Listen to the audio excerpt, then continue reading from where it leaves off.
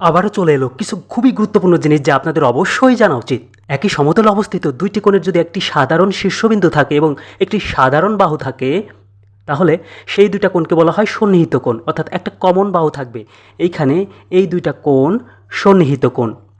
অনুরূপ কোণ যদি দুইটা সমান্তরাল সরলরেখাকে অন্য একটা সরলরেখা ছেদ করে, তবে ছেদকের দেখেন এই অবস্থানে অনুরূপ কোণ উৎপন্ন হয়। ঠিক তেমনি এইটা অথবা এইটাকেও আমরা অনুরূপ কোণ বলতে পারি। অনুরূপ কোণগুলো সর্বদা সমান হয়। একইভাবে এই ছেদকের বিপরীত পাশে এই অবস্থানে দেখুন একান্তর কোণ উৎপন্ন হয়েছে। আবার আমরা বলতে পারি যে এইখানের একান্তর কোণটা ঠিক এইখানে উৎপন্ন হয়েছে। সবসময় মনে রাখতে হবে যে একান্তর কোণগুলো সর্বদা সমান হয়। অন্তস্থ কোণ বা বহিস্থ কোণ, দেখুন একটা ত্রিভুজ বা চতুর্ভুজ যা আঁকা যাক, যে কোণগুলা সেই ক্ষেত্রের ভিতরে মাঝে উৎপন্ন হয় সেটাকে আমরা বলবো অন্তস্থ কোণ। ওই ক্ষেত্রের একটা বাহুকে যদি আমরা বর্ধিত করি, তাহলে যেই কোণটা ওই ক্ষেত্রের সাথে উৎপন্ন হবে সেটাকে বলবো আমরা বহিস্থ কোণ। এখানে এটা বহিস্থ কোণ, বাকি ভিতরের তিনটা অন্তস্থ কোণ। এদিকে একটু খেয়াল করুন যে উন্নতি কোণ আর অবনতি কোণ আসলে দেখতে কেমন, এবং যেটা নিচের দিকে চলে গিয়ে কোণ উৎপন্ন করছে সেটাকে বলা হয় অবনতি কোণ, এবং যেটা উপরের দিকে চলে গিয়ে কোণ উৎপন্ন করছে সেটাকে বলা হয় উন্নতি কোণ।